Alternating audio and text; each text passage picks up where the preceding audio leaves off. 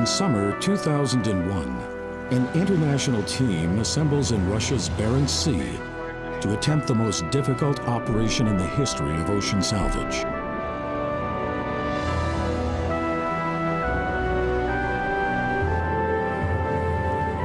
The mission: to raise a Russian nuclear submarine, the Kursk, victim of a violent disaster. An explosion that plunged a submarine almost 2 football fields long to the bottom of the sea. How this could have happened is a mystery that raising the sub may solve. Nothing like it has ever been attempted. To succeed, salvagers must summon a network of ships, divers, and the heaviest ocean lifting equipment in the world in their quest to raise the Kursk.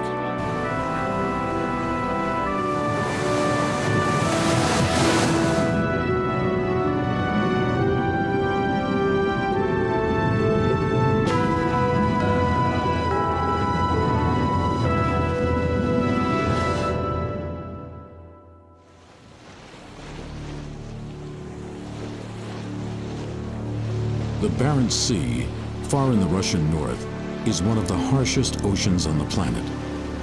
The Barents is hospitable for only a few short months each summer. By September, it's a frothing fury.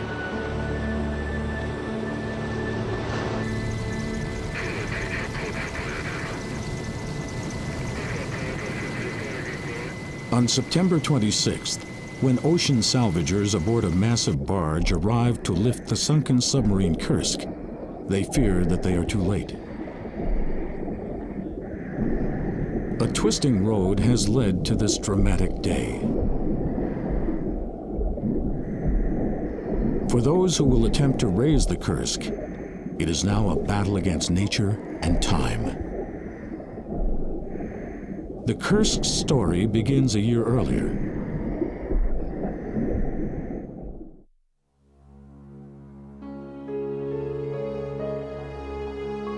August 10th, 2000.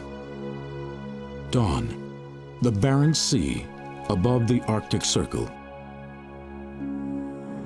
In a restricted harbor, the nuclear submarine Kursk prepares for the largest war game in her 6 years of service.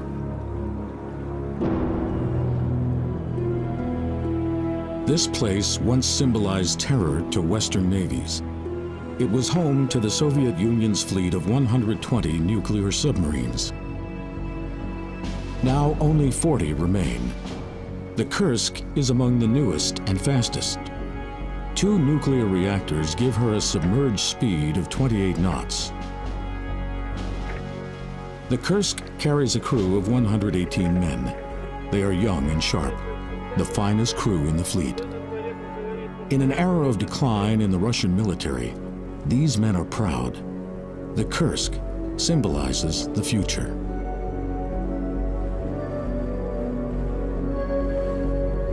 The Kursk is an Oscar II class submarine, the largest attack sub ever built. Oh, it's huge. It's over 500 feet long, about 505 feet long. The Washington Monument, by comparison, is 555 feet high. It's taller than the Statue of Liberty is high. At 24,000 tons, the Kursk is over 3 times the size of her U.S. counterparts. Double-hulled, she is built to withstand a direct hit from an enemy torpedo. Her designers consider her virtually indestructible.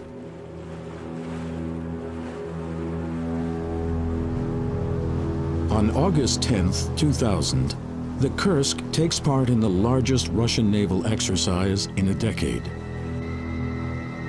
The entire Russian Northern Fleet is out in force, testing equipment and weapons in a way not seen since the height of the Cold War.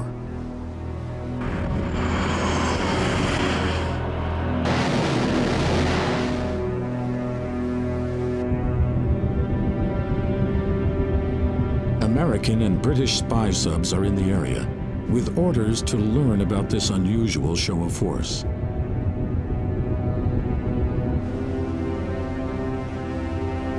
The Kursk's role in the war game is to hunt down the missile cruiser Peter the Great.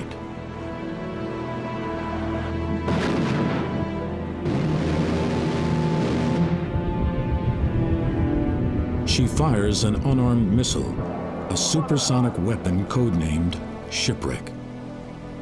The Kursk was built to attack the United States Navy. The Oscar-class submarines were designed to sink U.S. carriers. They were designed to trail U.S. carrier battle groups in the event of a war, to fire their missiles and kill the carrier before the carrier could kill some of their ships. 1 month before this mission, Captain Lieutenant Dmitry Kolesnikov brings his new bride Olga aboard to show her the Kursk. For Olga, the state-of-the-art sub is a compelling rival for her husband's affections.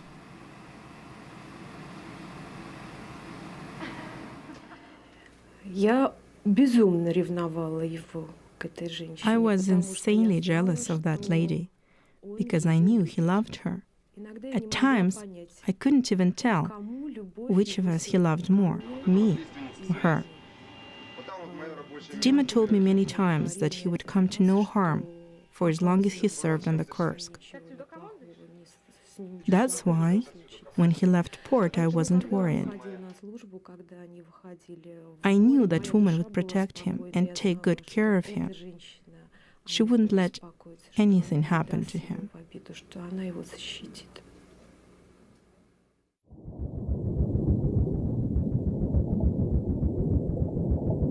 August 12, 2000. The Kursk is scheduled to fire a practice torpedo. The fleet waits. The shot is never fired. At 11:29 a.m., the Kursk explodes and plunges over 300 feet down. The missile cruiser Peter the Great scours the area with sonar in a desperate race to rescue anyone who may have survived. Finally, after a day and a half, the Kursk is discovered. A buoy marks the location of the stricken submarine. If there are men alive on the Kursk, the near-freezing temperature and limited oxygen offer only a few precious days' survival. Still, Russia declines all offers for help. August 20th, 8 days since the Kursk sank, Russia's rescue operation has failed.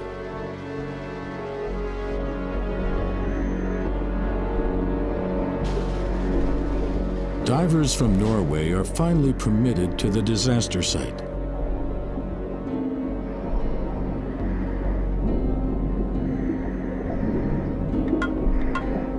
A diver hammers on the hull. There is no response.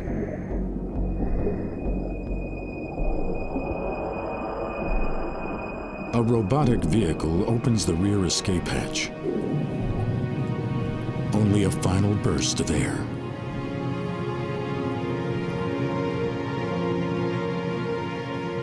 "118 men are dead. Those who survived the explosion must have died a horrible, slow death. It's like Dante's Inferno. I mean, it's like going to hell. I mean, those poor guys are stuck in a sunken ship with limited air supply, waiting to die. The divers also discover that the submarine's bow is severely damaged. The mystery behind what sank the Kursk lies somewhere in this twisted forward section of the submarine.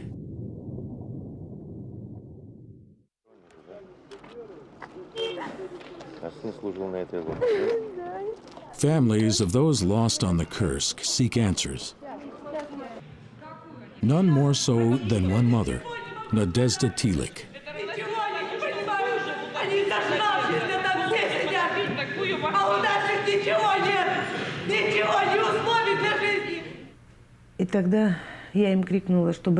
So then I screamed at them to tear off their own epaulets.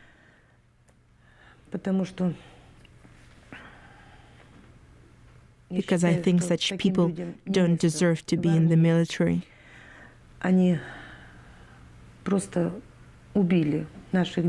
They had murdered our kids, our near and dear. When a nurse sedates Tilik, it is a public relations catastrophe.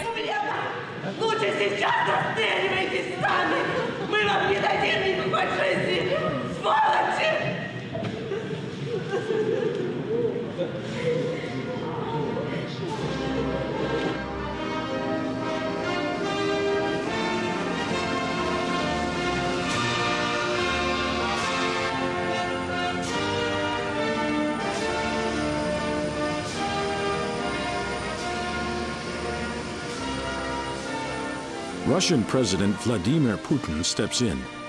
He vows to raise the Kursk. His pledge sends a message of hope and strength. The operation will cost $130 million, but Russia believes it must be done. There are several reasons for this. The first, most important one, is that we need all the information on the disaster that we can get. The other reason, no less important, is to get this huge hazardous object, a nuclear object, out of the area of the Barents Sea, which is characterized by heavy traffic. These are the two reasons that make the raising of the Kursk necessary. In May 2001, the Dutch company Mammoet signs a contract to raise the Kursk by September. Mammoet is a world leader in heavy lifting and transport. It is a very complicated job because you have nuclear aspects. You are working on a depth of 180 meters. You have a very, very special equipment to do the lifting. So it is for our company, it is really a milestone to do this job.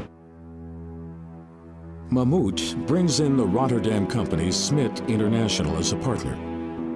Together, they will tackle the most complex ocean salvage operation in history. The salvagers devise a plan.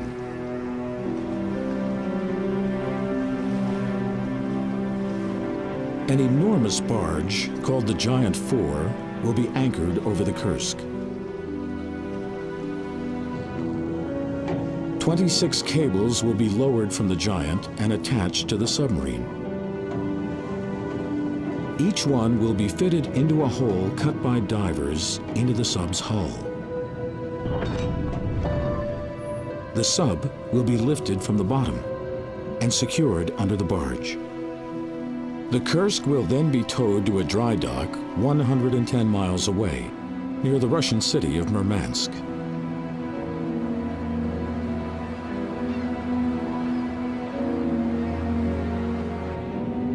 Theory pales against practice. If they succeed, the Kursk will be the heaviest vessel ever lifted from the ocean floor.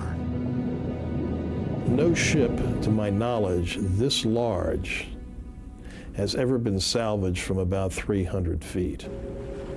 Something displacing over 20,000 tons, I don't think we've ever undertaken anything of this size or complexity. The Kursk's 2 nuclear reactors are shut down, but the sub contains dozens of missiles and torpedoes. A weapons explosion could unleash a nuclear disaster. I don't say there is no risk. There is always a risk in this type of operations, but you make your assessments in such a way that you eliminate all the events and you limit your risks in that respect. But there is always a risk. The countdown begins. The salvagers have just 4 months before Arctic weather prevents them from raising the Kursk.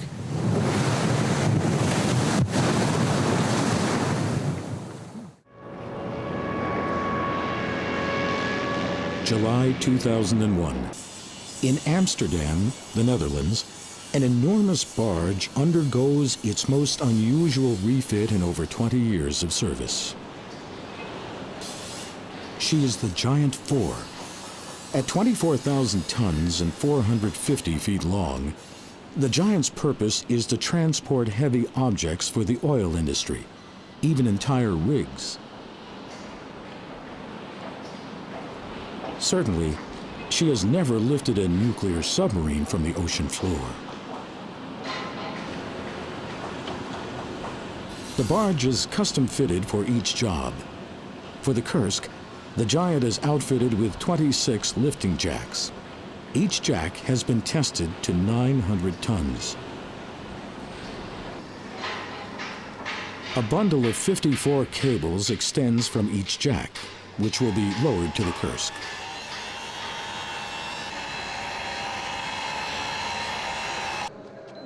During experiments in a Russian laboratory, the cables prove stronger than the steel plugs that will marry them to the Kursk.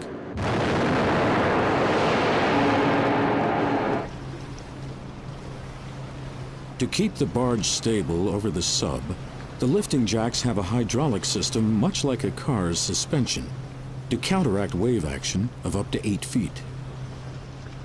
So what we had to do is to create a suspension system based on a gas cylinders that takes out the action of the waves, which then takes all the forces and the load from the waves, but does not affect the lifting units. The Giant undergoes another critical modification.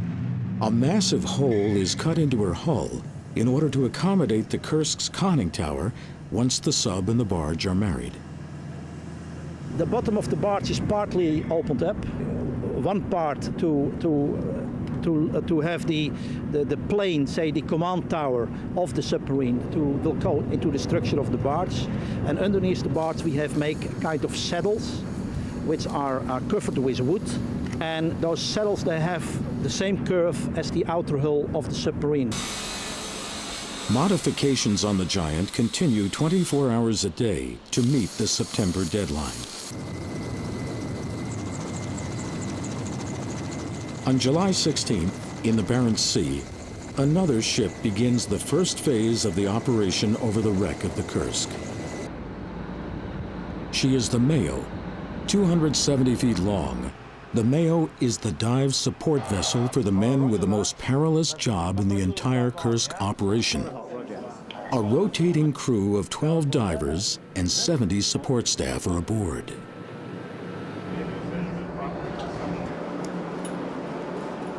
The Mayo contains a saturation diving system. In order to give divers maximum time underwater, they live for 4 weeks in a tiny steel cylinder, their bodies pressurized to the depth of the Kursk.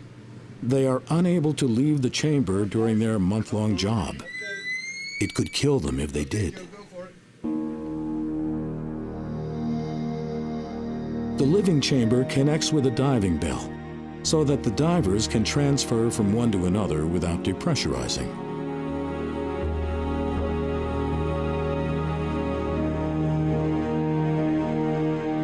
So when this bell is mated onto here, you've got a sequence of doors that have to be opened and closed for the diver to pass from the living quarters actually into the diving bell, and then this has to be parted from the living system and then tracked out over to the moon pool and dropped down to their working depth to carry out their work. So basically this is a taxi to their job.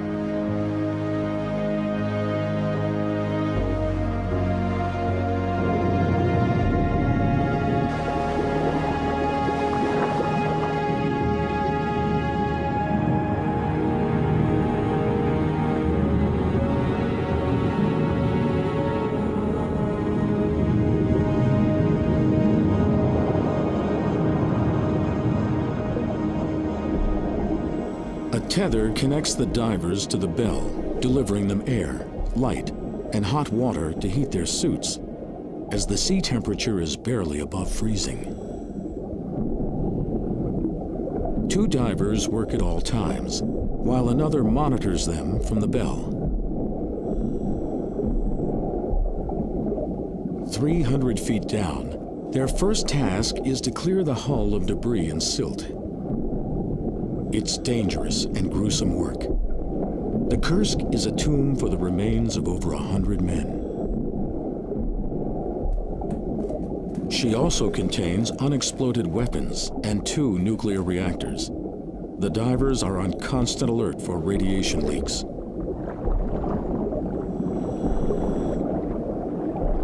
Their most critical job is to cut 26 holes in the Kursk's hull to attach the lifting cables.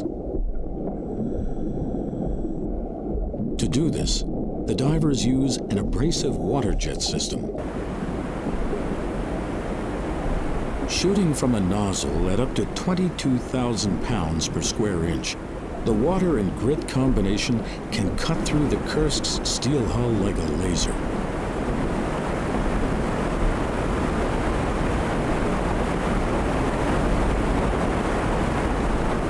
For the diver's safety, the Mayo must remain exactly in place over the Kursk. What the ship does is we've got 3 bow thrusters forward and we've got 2 azimuth thrusters aft, and what he's doing is instructing the computer to actually move. So it's got a GPS position where it knows where it is, and it's now going to move 10 meters in the direction to that new position, and it will then sit on that position, and you can move the ship any which way, whatever you want. The divers rotate around the clock in 6-hour shifts. After each descent, they return to their cramped, compressed home.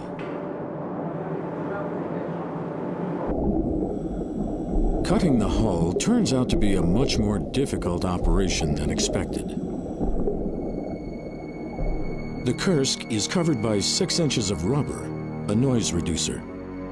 The precise high-pressure jet merely mangles this rubber layer.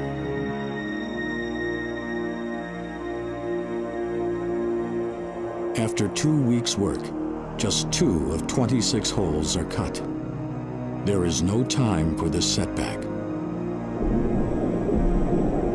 As the divers labor on the hull of the Kursk, they report that the bow is severely damaged. Few things could cause such destruction.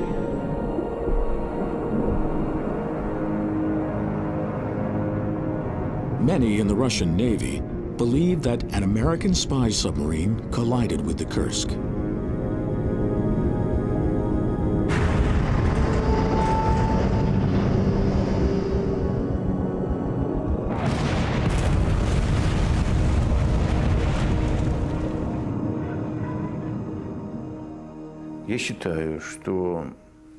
I think that as the submarine Kursk was working on its mission in the Northern Fleet's testing areas, it was kept under surveillance by foreign submarines.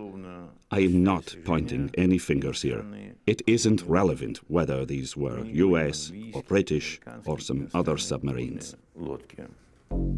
There have been dozens of submarine collisions, most in Russia's Barents Sea. Captain Sergei Bulgakov experienced one of the most recent. In March 1993, I was on active duty. On March 20th, the collision occurred. As we found out later, we collided with the US submarine Grayling. It happened in the Barents Sea.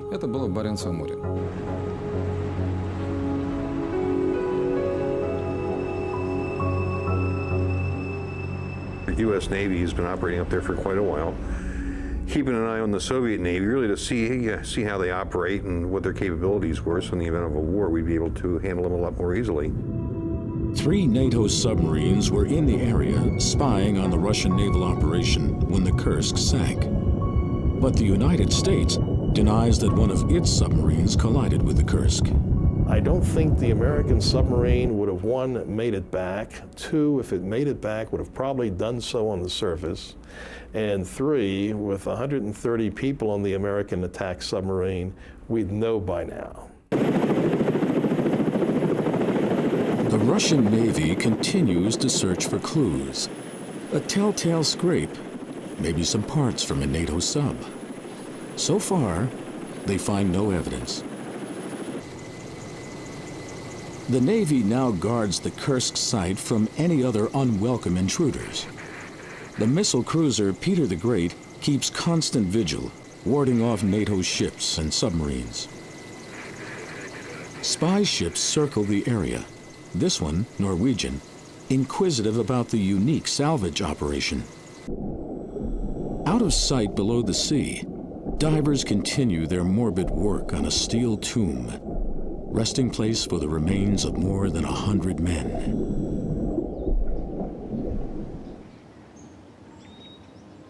And on the first anniversary of the sub's loss, at a service in St. Petersburg, the mourning has still only just begun.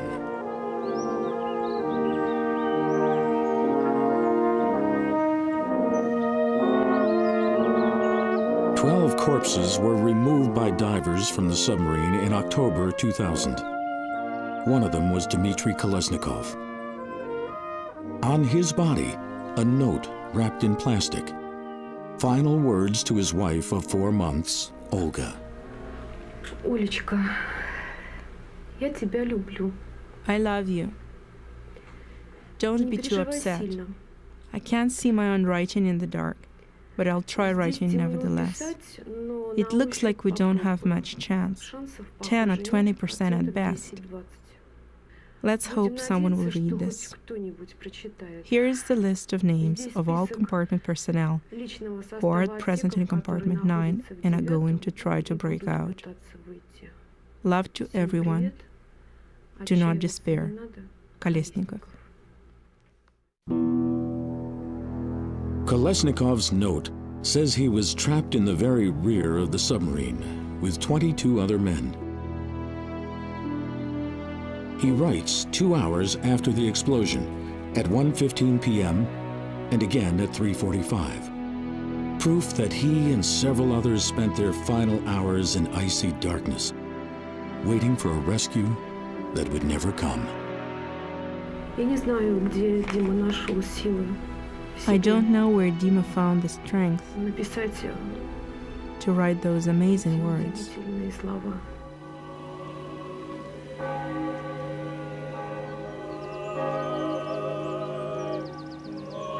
One year to the day since the Kursk sank, the people of St. Petersburg pay tribute to the loss of the crew.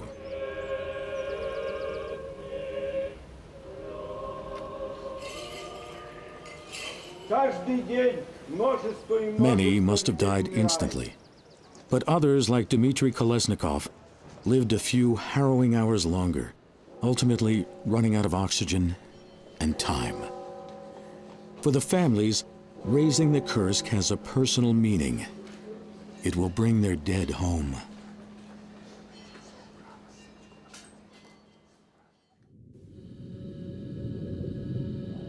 When the Kursk sank in August 2000, the sound was detected by scientists in nearby Norway. They recorded 2 noises just over 2 minutes apart. The first, small. The next, 3.5 on the Richter scale. Comparable to a small earthquake. But one thing was unusual.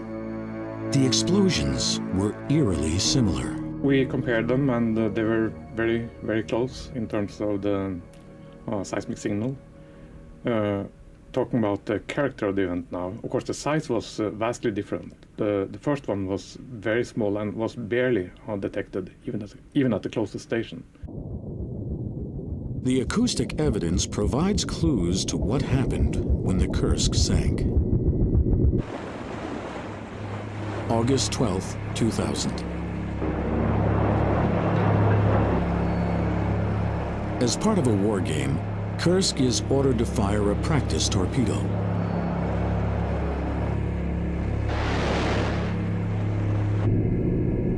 At 8:51 a.m., the Kursk's captain radios for confirmation. The missile cruiser Peter the Great moves 30 miles off and waits.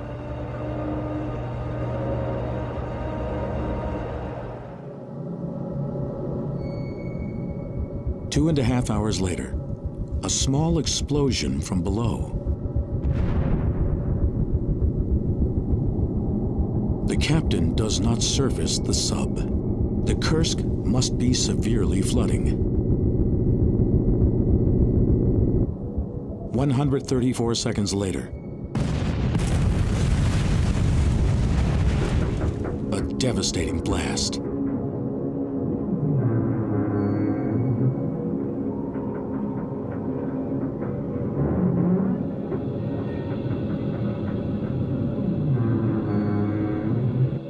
The sound indicates that the first explosion was a single torpedo. The torpedo contains a tank of fuel propellant. On typical Russian torpedoes, that fuel is hydrogen peroxide. Heated hydrogen peroxide in contact with certain metal surfaces is known to explode.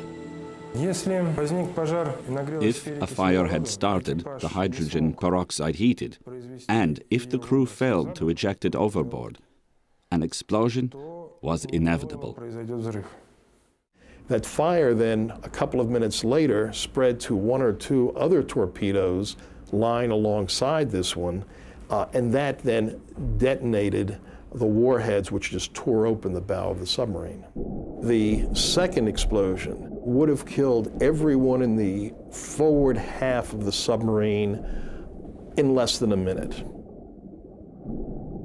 But what triggered the first explosion remains an unsolved mystery.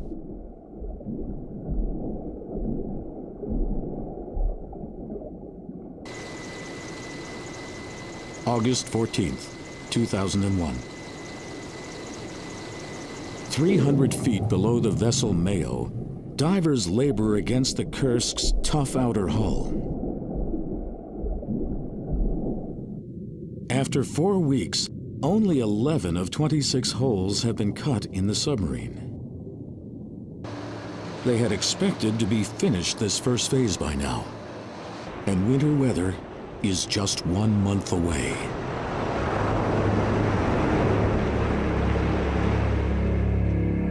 Despite the setback, Phase 2 is set in motion. 200 miles west in Kirkenes, Norway, a barge carrying a revolutionary cutting saw arrives from Holland. The salvagers fear pieces of the damaged bow may fall off during the lift. They have decided to remove 60 feet from the front of the submarine. But many believe the Russians have their own motives for this surgery. It will leave clues to what sank the sub at the bottom of the Barents Sea. I think the only hard evidence, if it exists at all, is in the forward torpedo room. And again, that's the section they're leaving on the ocean floor. But they've lost a chance to have technicians, forensic scientists, if you will, go over that forward torpedo room once it was on the surface. The saw is a cable, encrusted in sharp steel cutting bushings. It has been tested on an old hulk, similar in strength to the hull of the Kursk. But until the divers complete cutting the holes, the saw barge will wait in Norway, a delay the operation cannot afford.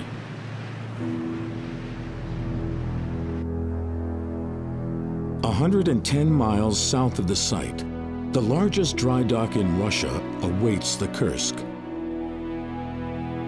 But the dry dock is too shallow to accommodate the barge giant, with the submarine harnessed beneath. The solution lies in Severodvinsk, in the Russian north, at the Sevmash shipyard. Sevmash has the job of building pontoons for the final, critical part of the lift.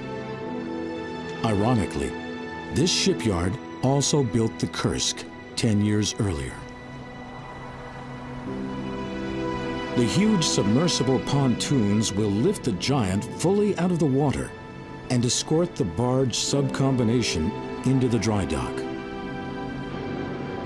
The construction of the 300-foot-long pontoons in just 3 months is the fastest large-scale operation in the history of shipbuilding. August 21st, 2001. Salvagers get their first taste of winter. All operations cease. September will be much worse.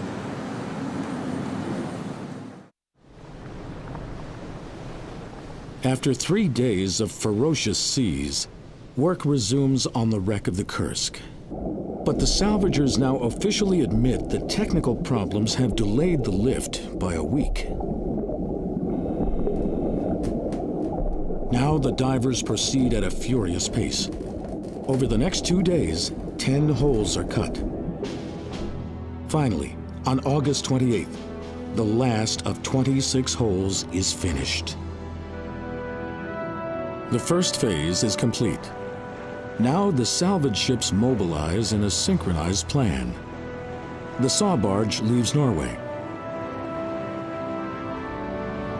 1,600 miles away in Amsterdam, the Giant gets underway.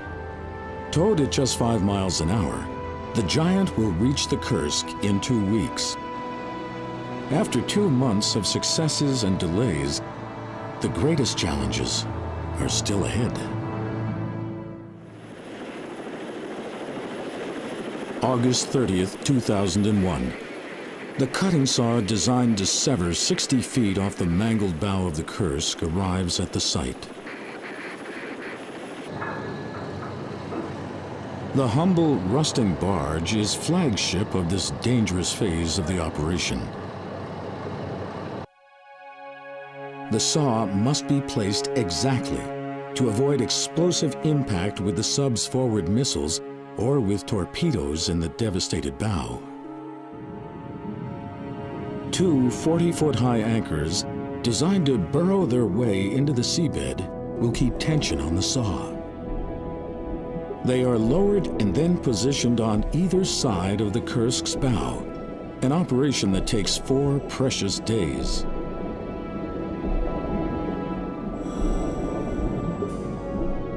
The saw chain, with its steel bushings, stretches over the top of the Kursk's hull.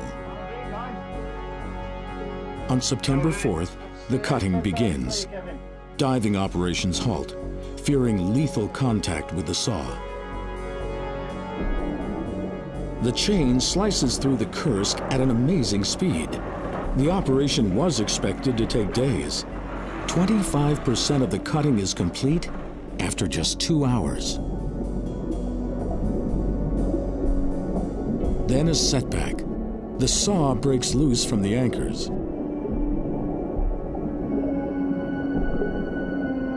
Working around the clock, it takes a full 2 days to reattach the saw.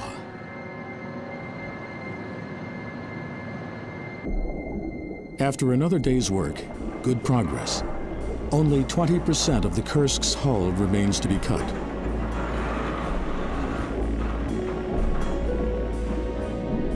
But the saw now digs into the seabed and breaks again and again.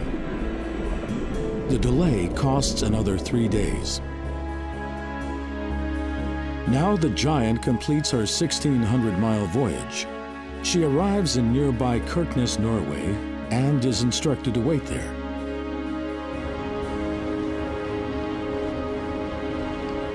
If the bow is not removed, the Giant will never get her chance to lift the Kursk.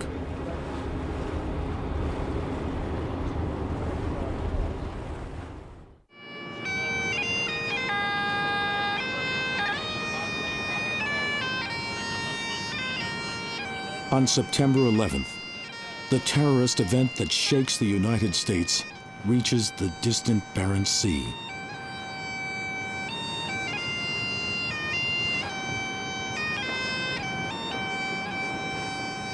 Russia joins the world in mourning.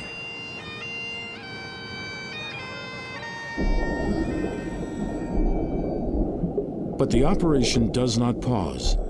Divers continue to grapple with the saw. On September 14th, the final few inches of the Kursk's steel hull are severed. Now, another frenetic week passes, as teams of divers cleared debris from the holes in the Kursk's hull to install the lifting cables.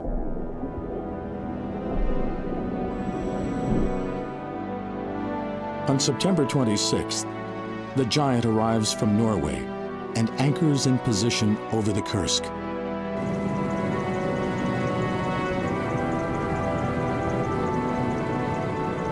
But the Giant may be too late. The deadline to lift the Kursk has passed. From now on, the weather will be the salvager's worst enemy. From mid-September on, you're not going to be able to pull off a salvage operation. From mid-September probably to March because of heavy weather. Just then, the worst storm of the season lashes the Barents Sea.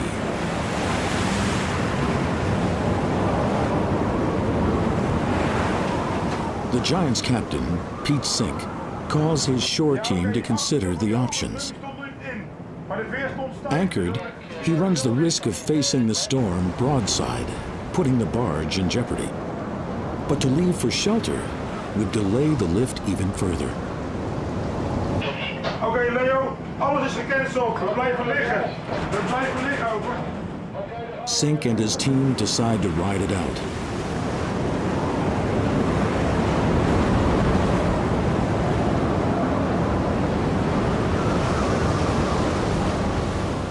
For 2 days, the Giant is battered by wind and sea.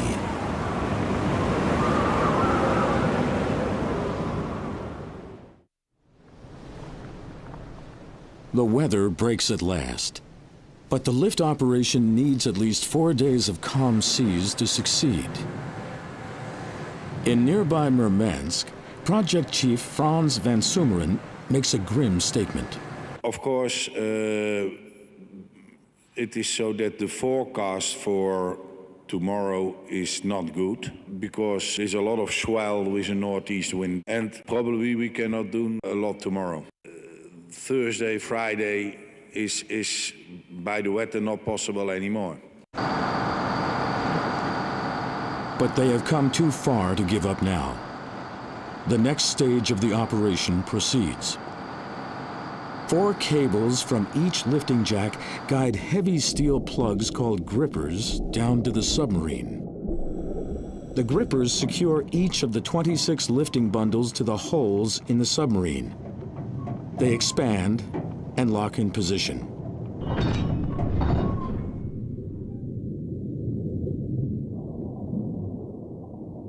Now the Giant is married to the Kursk. After 4 months, all of the intricate pieces of the operation are finally in place. The weather must hold. The lifting jacks can only compensate for waves of up to 8 feet. If the waves get any higher, the sub will be disconnected and the lift called off, maybe forever. –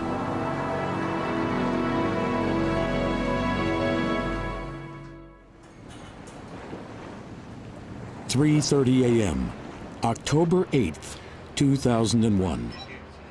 In calm seas and biting Arctic air, the time has come at last to attempt to raise the Kursk. Divers are cleared from the site. If even a single cable breaks, the recoil could kill. Okay, Malcolm, we're starting with lifting. We put on the backside 700 tons. Yeah? Okay. Jan van Sumeren is in charge on the Giant. The Kursk is embedded in the ocean floor, making an exact lifting calculation impossible. The system can handle 18,000 tons lifting power. The salvagers begin with 4,000 tons, about halfway divided between bow and stern. Ja, oké. Je moet ook kunnen bevestigen wat we zijn.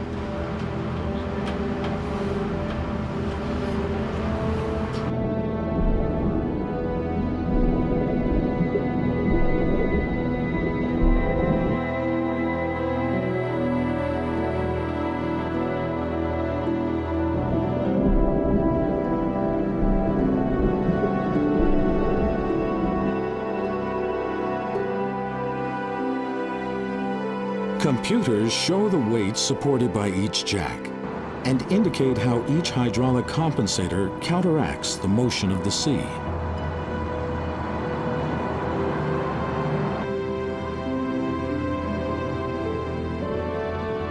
Power is increased to 7,000 tons. Miraculously, suction from the seabed offers no resistance.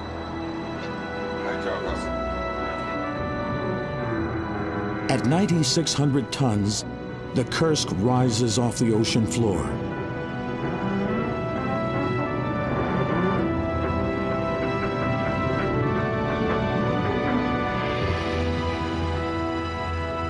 The Kursk is the heaviest object ever lifted from the bottom of the sea.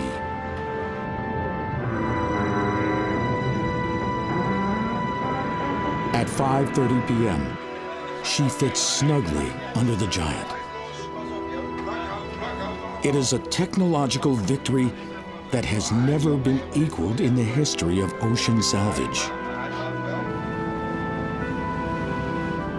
Over a year since her catastrophic loss, the Kursk and her entombed crew are going home.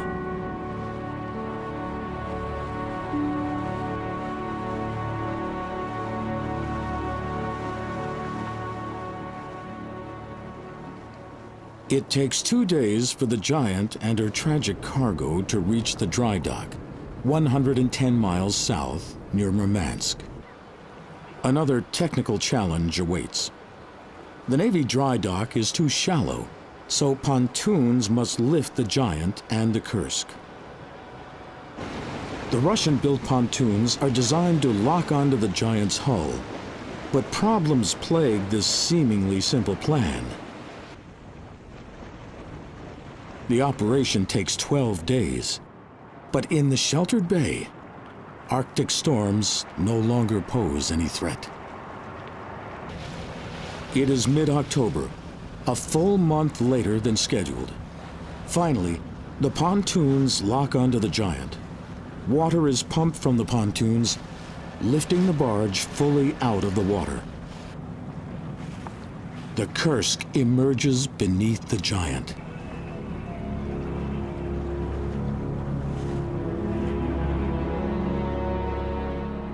Russian Navy experts will spend months combing the sub for clues to what sank her.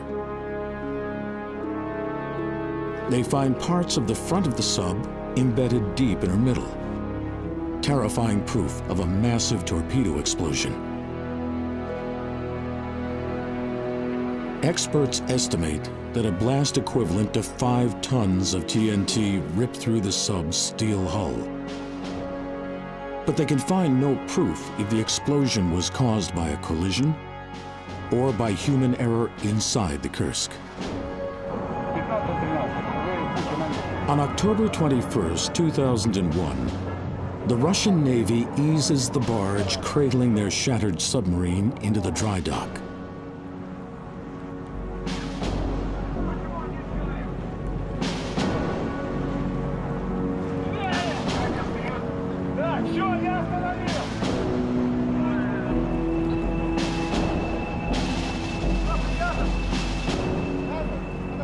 Underneath the giant, the lifting cables are lowered and the grippers retracted.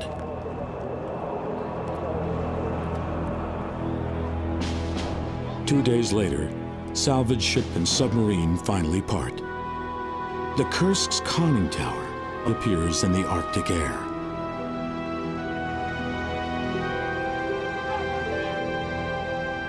The submarine's fate is to be scrapped at a cost of $10 million US. A United States Congress nuclear safety fund will pay for her destruction.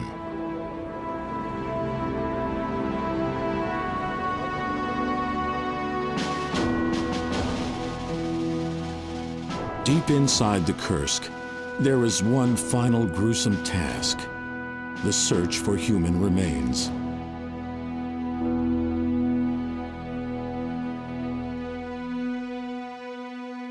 Of 118 men lost, 82 bodies are recovered.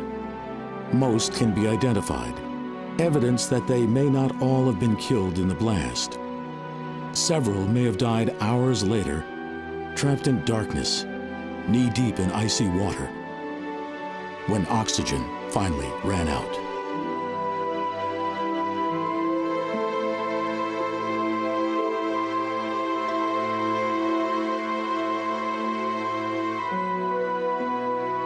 The image haunts Olga Kolesnikov. The final terrible moments of her husband Dmitry, stranded in the submarine.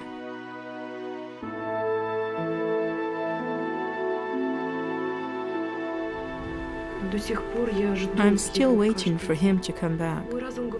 I'm waiting for him all the time.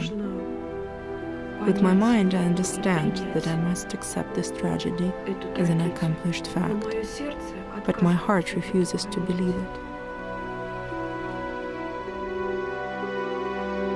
At the bottom of the Barents Sea, divers place a memorial where the Kursk was lost. A permanent tribute to the catastrophe and to the triumph of those who raised her from the unforgiving sea.